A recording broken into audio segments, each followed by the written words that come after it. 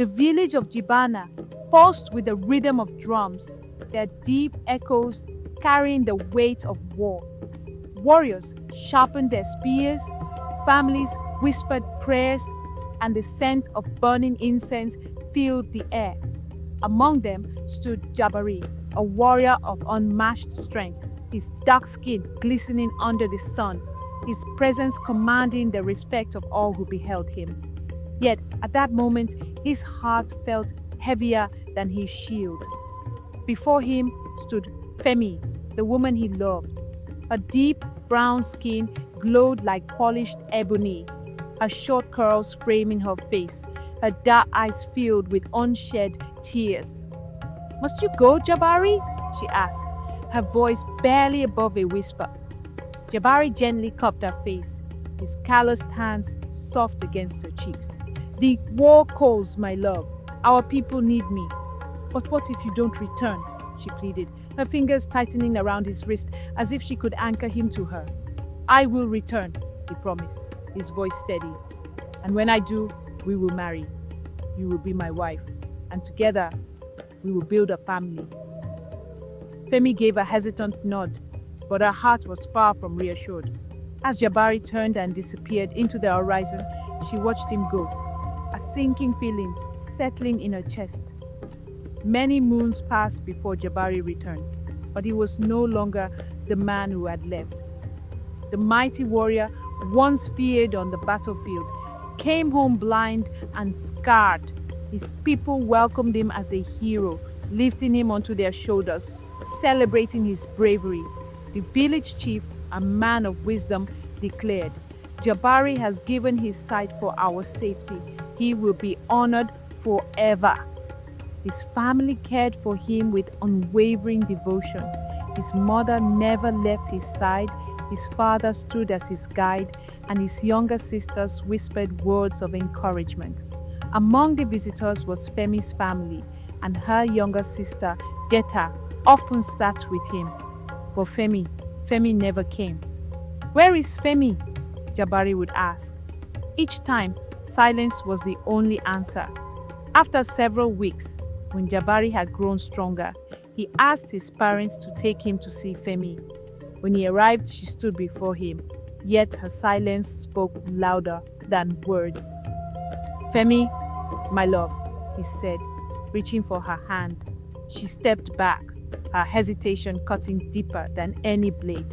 "I cannot be with you anymore, Jabari," she said, her voice carrying a finality that made his chest tighten.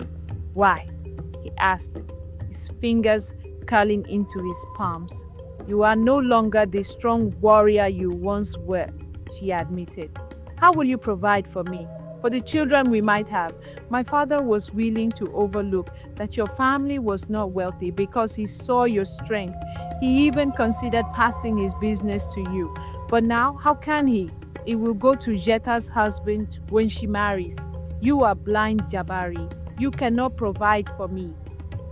Jabari took a shaky breath. I am still the same man. No, she interrupted, her voice cold. You are not, and it would be selfish of you to expect me to remain by your side. Her parents, who had once welcomed him as a future son-in-law, now turned away, their silence sealing his fate. Jabari fell into despair. He stopped eating, stopped moving, and his once powerful body withered. His mother pleaded with him, "My son, do not let this destroy you. Your eyes may yet return. And even if they do not, you are still Jabari." In a last effort, she went to Femi, begging her to reconsider. "It has been months," Femi said, shaking her head. "He is no longer a warrior. He is a poor man." Time passed, and another man arrived in the village, Kwame, a fellow soldier who had always envied Jabari. "I have heard of the beautiful Femi," Kwame told the village elders, his voice dripping with admiration. He spoke of Jabari's former glory and his current weakness, reminding them of what their once great warrior had lost. Kwame visited Jabari, pretending to be a friend. But Jabari knew better. He sensed the falsehood in his voice, the hidden glee behind his words. Before long, Femi grew close to Kwame. He was strong, healthy, and ambitious. He reminded her of the old Jabari. Within months, they were married. Jabari heard of the marriage and grief consumed him. His mother, fearing he would waste away, sent him to live with his wealthy uncle in another village. Jabari's uncle, a powerful businessman, took him in with open arms. Seeing his nephew's state, he spared no expense in restoring his strength. The best healers examined him, finding no clear reason for his blindness. They assured him that with time there was a chance his sight might return. But patience was required, a virtue Jabari struggled with. His uncle did not allow him to wallow in despair. He hired trainers, warriors, and healers to teach Jabari how to live with his condition. He gave him a cane and had him trained in business, believing that his mind was still sharp even if his eyes were not. To his uncle's delight, Jabari flourished. He developed strategies to help the business grow, offering ideas that made it more prosperous than ever. His uncle was impressed, declaring, "Even without sight, you see the future of this business clearer than most men do." Among those in his uncle's household was a quiet young woman named Latifa, the daughter of a cook. She was gentle, unassuming, and unnoticed by most, but not by Jabari. One day, as she walked by the river, she spotted Jabari sitting alone. She hesitated, unsure if she should approach. "Who is there?" Jabari asked, sensing her presence. "It is only me," she replied softly. She turned to leave, but something in his voice made her stay. Over time, their conversations grew from hesitant exchanges to deep discussions. Latifa listened when he spoke of his past, his fears, and his dreams. Unlike Femi, she did not care about what he had lost, only about the man he still was. Their friendship deepened. They spent hours by the river, talking about life, war, and family. Latifa saw a strength in him that even he had forgotten. And without realizing it, Jabari began to heal. Latifa had fallen in love with him. But Jabari hesitated, unsure of what he could offer her. He knew she wanted a family. How could he provide for one when he was still blind? One day, after hearing of Jabari's situation, a medicine woman arrived at his uncle's home. She studied Jabari carefully before speaking. "There's a way to restore your sight." His heart leaped with hope. "But the sacrifice is great," she warned. "You may never be the same man again. Are you willing to take that risk?" Jabari sat in silence, the weight of her words pressing upon him. Would he risk everything to return to the man he once was? Or would he embrace the life he had built, the one that had brought him Latifa? And in his heart, another question remained. If he regained his sight, would he still long for Femi?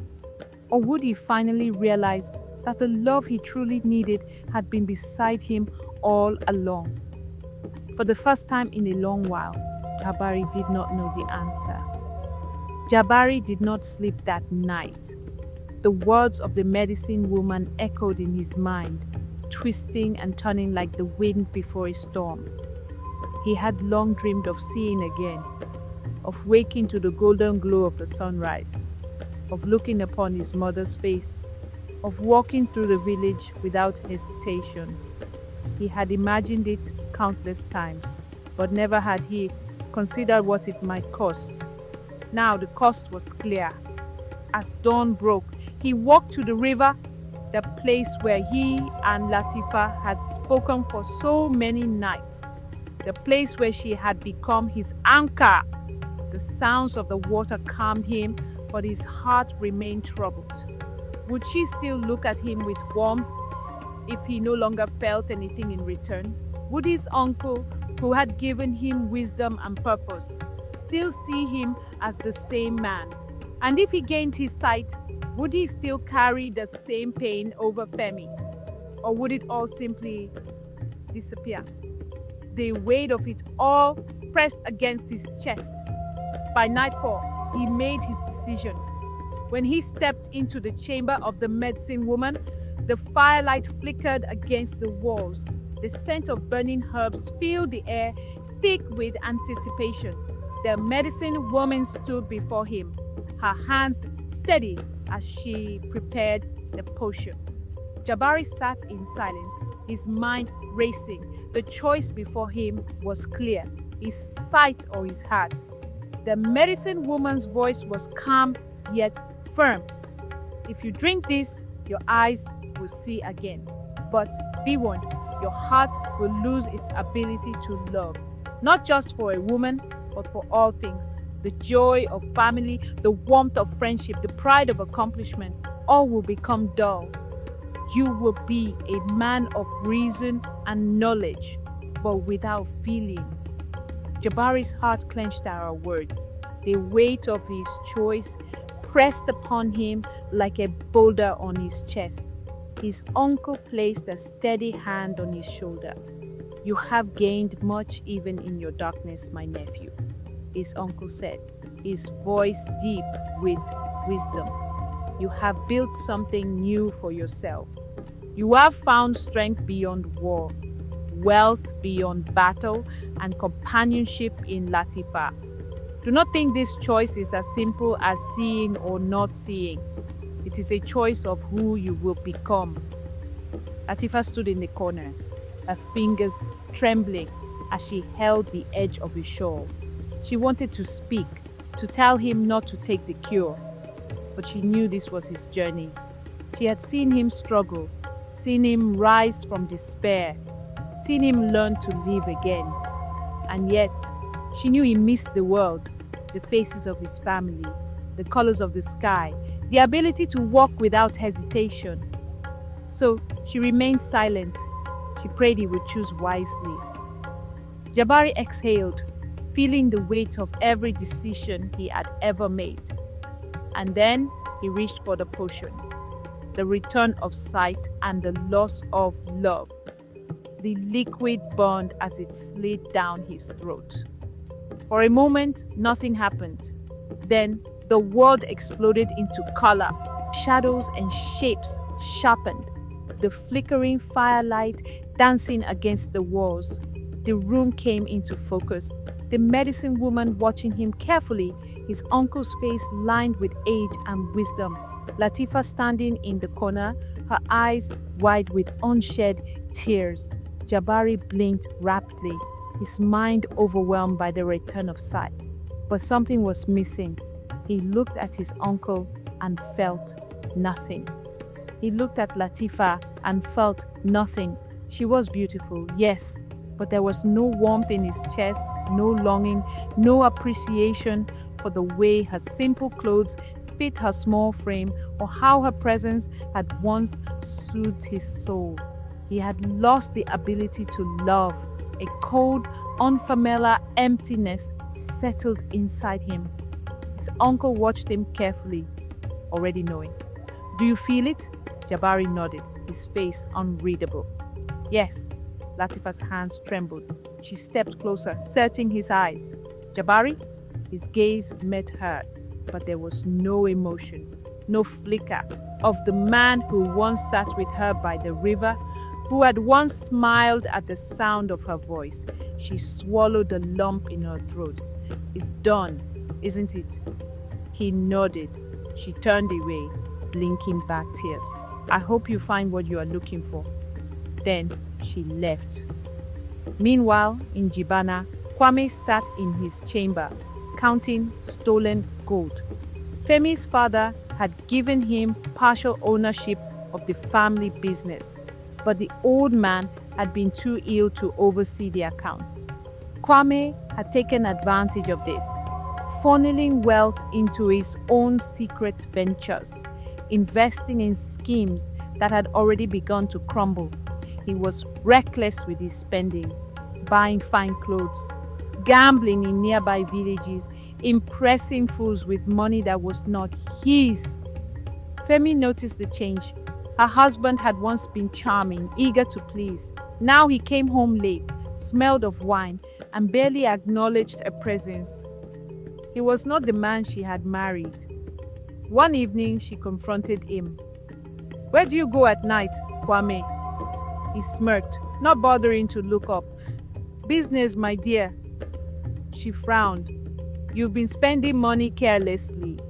My father may be ill, but I still oversee some of the accounts. Things are not adding up." Kwame's smile faded. His eyes darkened. "Stay in your place, Femi," he said coolly. "You are my wife. You should not concern yourself with things beyond your understanding." Femi stiffened. This was not the man she had chosen. Doubt began creeping into her heart. Had she made the wrong choice? Had she given up Jabari for a man who cared for nothing but himself? She would find out soon enough. Jabari, now restored in sight but void of love, returned to his uncle's business. He was even more brilliant than before, his strategies sharper, his leadership unquestionable. He made ruthless decisions, cutting off unprofitable ventures, securing deals without hesitation. But something was missing. The laughter of his uncle no longer filled him with warmth. The morning sun no longer felt welcoming. The sound of Latifa's voice no longer stirred anything inside him. He saw the world again, but it meant nothing. Months passed, and one day a messenger arrived from Jibana. His mother was calling him home. When Jabari returned to Jibana, the village was not as he had left it. His mother's face was tired. His father looked worried. Femi's father was ill, lying weak in his chamber. The village elders spoke in hushed whispers. Something was wrong. Jabari soon learned the truth. Kwame had been stealing from the family business. The investments had failed. The wealth was disappearing and the business was failing. Femi's father was devastated, but too weak to do anything. Jabari stood before Femi for the first time since regaining his sight. She gasped, staring at him in shock. "You can see?" He nodded. "Yes." Something flickered in her eyes. Regret, longing, hope. For the first time, he realized that Femi no longer had power over him. Weeks later, as Jabari sat in his parents' home, the flickering candlelight illuminated the open scrolls of records before him. His sharp gaze scanned the numbers, his mind focused on business and strategy. Then there was a knock at the door. He rose, walking with the same measured steps that had become second nature, and pulled it open. There she stood, Femi. Her face was pale, her eyes hollow with exhaustion. A hand trembled over the swell of her stomach. The sight of her would have once sent his heart racing. Now, he felt nothing. "Jabari, I need you," she whispered. For a moment, he simply stared at her. Then, without a word, he stepped aside, allowing her entry. She hesitated before crossing the threshold, the hesitation of someone unsure of their place. Inside, the silence between them stretched until she finally spoke. "Kwame has destroyed everything," she said, her voice shaking. "My father is sick. He doesn't even realize how much Kwame has stolen. He disappears for days. There is another woman." Her hand pressed gently against her belly, the weight of motherhood making her voice falter. "I am carrying his child, and I am afraid for my baby's future." She met his gaze, her eyes pleading. "Please, Jabari, I know I hurt you, but I loved you once. I still..." "Femi..." She stopped, breath hitching. Jabari's face remained unreadable as he said, with the cold precision of a blade. I feel nothing for you. A sharp gasp escaped her lips. She searched his face desperately, looking for something: anger, pain, bitterness, anything. But his eyes, once filled with love for her, were now empty. Nothing, she whispered, voice trembling. Nothing. She collapsed to her knees, clutching his robe as tears spilled down her face. Then help me for the sake of the man you once were. He looked down at her, not with hatred, not with satisfaction, but with indifference. The woman he had once dreamed of marrying now lay before him, broken and pleading, and he felt nothing. He did not answer. The morning sun cast a golden glow over the village as Jabari prepared to leave his home. Before he could, another visitor arrived. Jetta, Femi's younger sister, stood at the doorway. Unlike Femi, her posture was rigid, her expression firm. I know my sister begged you, and I won't do the same, she said flatly. Jabari raised an eyebrow. Jetta's voice was cool, sharp as flint. Kwame is a liar, a thief, and a disgrace. He stole from my father, from my family, but this is bigger than us. He has betrayed our people. You knew him before he came here to our village. He came here and messed with you and hurt your neighbors. You know my father's business and its importance to this village. It is ruined, Jabari. I don't know how we or some of our neighbors will survive. She swallowed hard, but her voice remained steady. Please help us seek justice. Our father is too old. Please take a look at the records and bring them to the elders. Unlike Femi, Jetta was not asking for help out of desperation. She spoke of duty, of restoring balance. That, at least, was something Jabari understood. After a long silence, he nodded. I would do what must be done. Jetta studied him for a moment before turning to leave. At the door, she paused. She made her choice. And so did you, she said, voice softer now. I won't ask you to forgive her, but don't let the past blind you to the future. Then she was gone, leaving Jabari alone with the first true question that had entered his mind in months.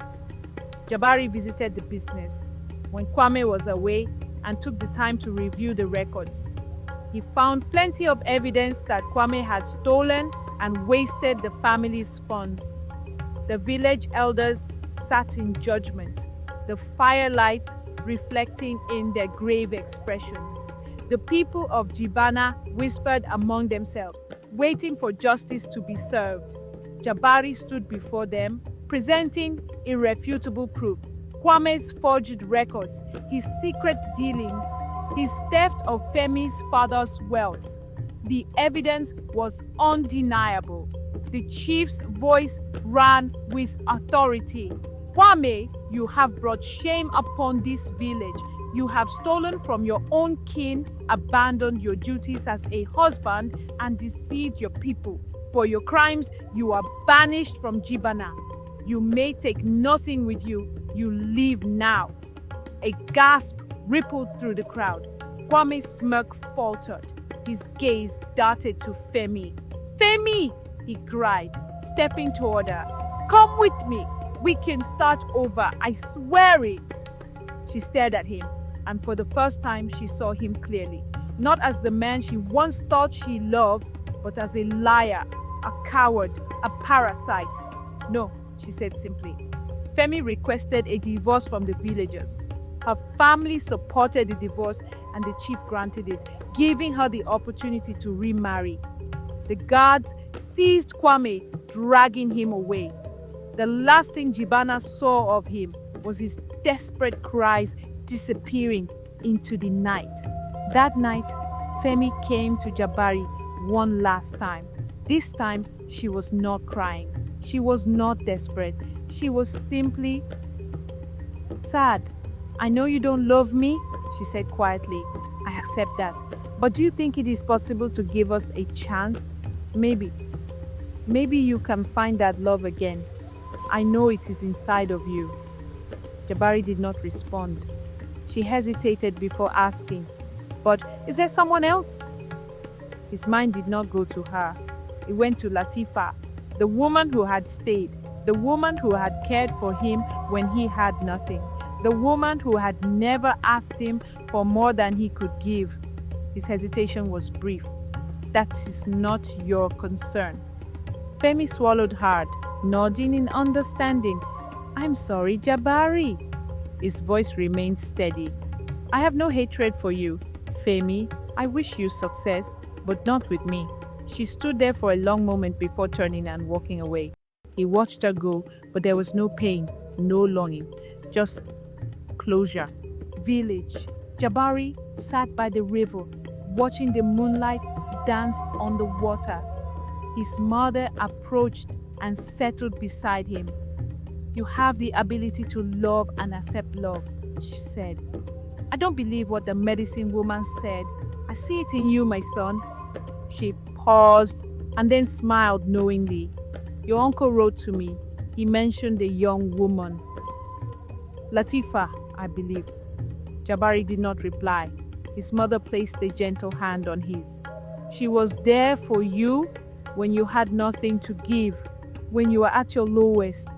That kind of love is rare, my son. Jabari remained silent, but for the first time, he felt something stir. Not love, not yet, but a question, a possibility. His mother squeezed his hand. You fought to regain your sight. But tell me, Jabari, what is it you truly want to see? As dawn broke, Jabari stood at the edge of Jibana, gazing out toward the horizon. The shimmering light of morning filled the sky, and he knew deep down that it was time to return to his uncle's home.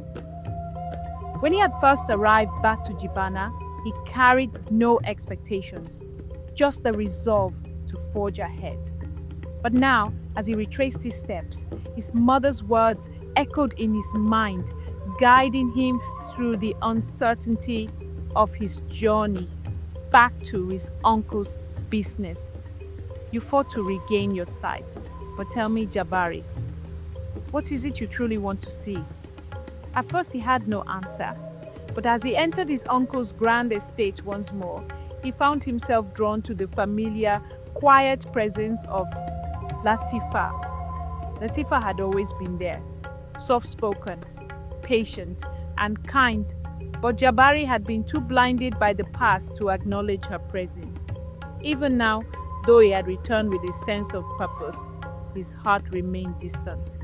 She welcomed him home as she always did, with warmth in her eyes and no expectations. She did not ask about Femi, nor did she speak of the months he had been away. Instead, she simply said, I'm glad you are safe, Jabari. Her words should have meant nothing, but they settled in a place he had not yet acknowledged within himself, a place that had begun to thaw. For months, Latifa remained patient. She did not demand his affection or push for his attention. Instead, she continued to work in his uncle's estate, caring for her mother and going about her duties with quiet dignity. At times, Jabari was distant, consumed by the tangled web of business dealings, strategic maneuvers, and the pursuit of wealth. Yet, despite his preoccupations, she never turned away from him, her loyalty unwavering. But then, one fateful day, she was taken. Unbeknownst to Jabari, Kwame had not vanished from their life. He had been lurking in the shadows, following her every move. Bitter and humiliated, he wandered from village to village, scavenging for scraps and hiding in the darkness. It was his seething hatred for Jabari that fueled his relentless pursuit. As he observed from afar, nestled in the periphery of the village where Jabari now thrived, he became a ghost in her world. He watched, studied, and plotted, harnessing his pain and resentment. That was when he first laid eyes on her, Latifa. A spark of recognition ignited in Kwame's mind, intertwining his vengeance with a newfound obsession. In her, He saw not just a target, but a chance to strike at Jabari's heart, a thread that could unravel his carefully constructed empire. She was everything Jabari had gained since leaving Jibana, everything he had rebuilt. And in Kwame's mind, if he could not destroy Jabari's life, he would take what mattered most to him. One evening, as Latifa walked home from the market, she never made it back. The estate was in chaos when Jabari returned, and her mother was in tears. "They took her," she cried. "Kwame and his men, they took my daughter." Jabari felt something unfamiliar surge within him. Fear. With his uncle's guards at his back and his sharpened instincts guiding him, he stormed into the chaotic heart of the village.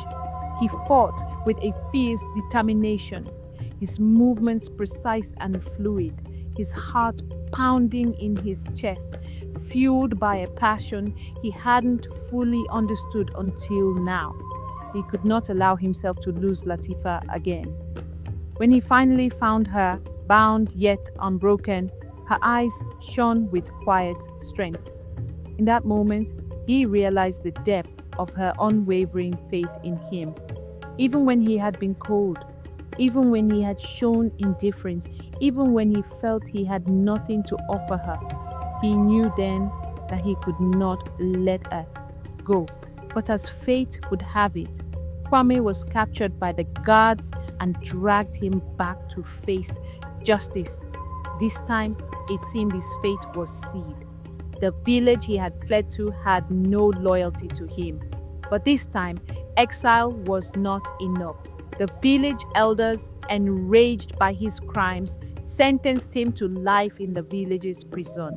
He would live out the rest of his days as a prisoner, stripped of all freedom, left to reflect on the choices that had led him there. Jabari returned back to his uncle's home with Latifa safe in his arms. And for the first time, when she looked at him, he did not look away. Jabari's uncle watched him carefully in the days that followed. He had seen something change in his nephew, something deeper than power or wealth. One evening, he called Jabari to his chambers. "You have done well," his uncle said. "You have rebuilt your life with wisdom, and now I will give you what you deserve." Jabari listened as his uncle explained that he would inherit the business when he grew old. "You are my only male heir, Jabari. The wealth I have built and the empire I have secured will belong to you. I took from my father, your grandfather, and transformed it into what it is today. Since I have no living children or wife, you, my nephew, and my sister's only son, will inherit everything one day."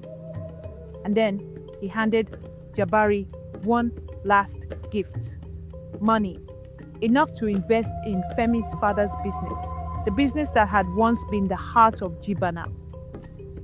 Jabari hesitated, but his uncle's next words were final. "Your mother sent word to me," he said. "She reminded me that the village needs that business. Without it, Jibana suffers. You have the power to restore it."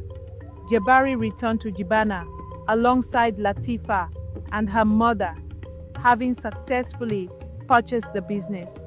He came back not as the man who had once departed, but as a confident businessman with a newfound sense of purpose. Femi's father, weakened by age and regret, met him one last time. "I wish you had been my son-in-law to begin with," the old man said. "Perhaps things would have turned out differently."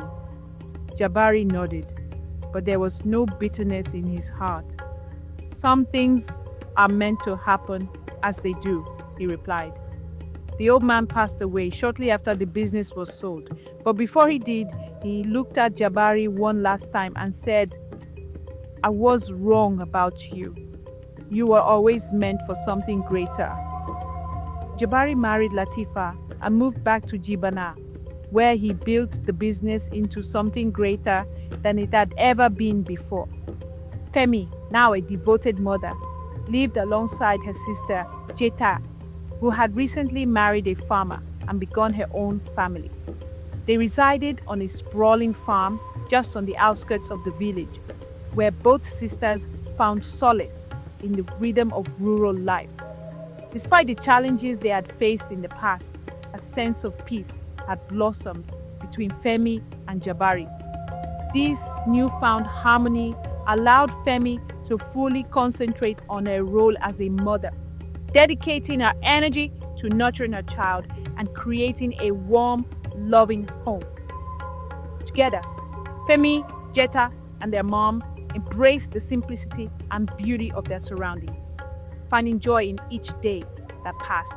Jabari and Latifa's love blossomed in a way he had never imagined possible. It had not been fast, nor had it been expected, but it had been real. A year after their wedding, Latifa gave birth to twin boys. Jabari, once a man who had believed himself incapable of love, now sat in his home, holding his sons, his wife by his side, his business thriving, his village flourishing, and he felt it. Love, peace, gratitude, everything he had thought was lost had merely been waiting for him to notice it. Yet, he felt a nagging fear. What if he lost his sight again? At night, he often reflected on the medicine woman and the choice he had made. Ultimately, he decided he needed to see her once more. The stars above stretched endlessly, their light reflecting on the still waters of the riverbank. Jabari stood before a small familiar hut, the scent of burning herbs thick in the air. He had once come here seeking sight. Now he had come seeking truth. The medicine woman sat cross-legged by the fire, stirring a bowl of dark liquid. She did not look up, yet her voice cut through the silence like a blade. "You have returned." Jabari exhaled, stepping forward. His heart was steady, yet something inside him trembled. "I have," he admitted. Finally, the old woman lifted her gaze, her sharp eyes peering into him as though she could see beyond flesh and into his very soul. "And what is it you seek now, warrior? You have your sight. What more could you possibly desire?" Jabari clenched his fists, hesitating before he spoke. "You told me that if I took the potion, I would never love again."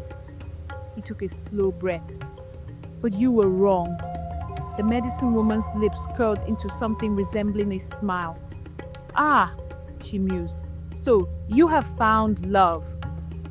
Jabari's thoughts drifted to Latifa, her gentle touch, the unwavering kindness in her eyes, the way she had waited patiently for him to see what had been in front of him all along.